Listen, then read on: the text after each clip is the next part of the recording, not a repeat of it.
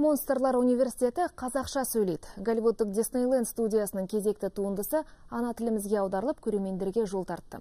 Оған еліміздің белді актерлермен қатар бүлдіршіндер де атсалысқан.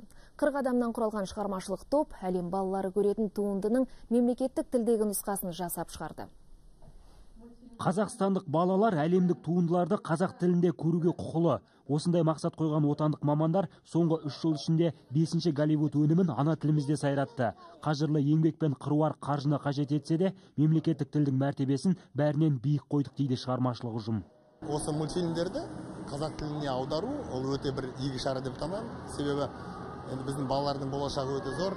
Бірақ олар тек қана орыс тілінде немесе ағылшын тілінде мультфильмдерді көргенше, біз соны біздің мемлекеттік тілде көрсін деген арманымызды орындауға тырысамыз. Мемлекеттік тілде көрсін деген арман орындалды, бірақ қаншалықты тиімді. Себебі аталмыш туындының қазақ балаларына берері көп пе, аз ба, оны мамандардың өзі білмейді. Қазаққа тән мінез бар ма?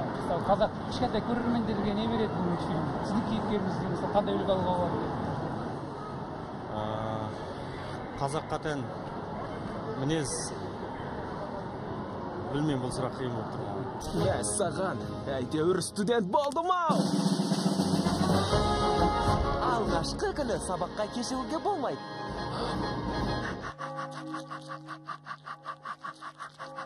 Ал фильмнің жалпы мазмұны құбыжықтар әлемінің негізінде құрылған. Осындағы белді университетке түскен Майк пен Сали түрлі хикаяларды бастан кешіп, қиял-ғажайып әлемнің басты кейіпкеріне айналады.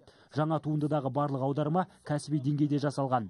Тіпті мультфильмдегі әндер қазақшаға аударылып, оны орындау отандық бүлдіршіндердің еншісіне берілген.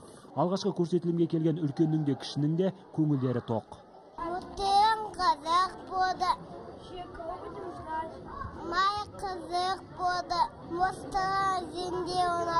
Мне понравился то, что фильм вышел на казахском языке, потому что мы учимся разговаривать по казахскому.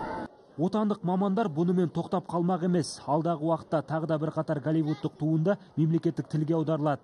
Игі бастама еліміздегі қазақша үйренгісі келетін балалар үшін таптырмас тіл құралы дейді ұйымдастырушылар. Аслан Қаженов, Мерей Сәбетхан, 24 KZ.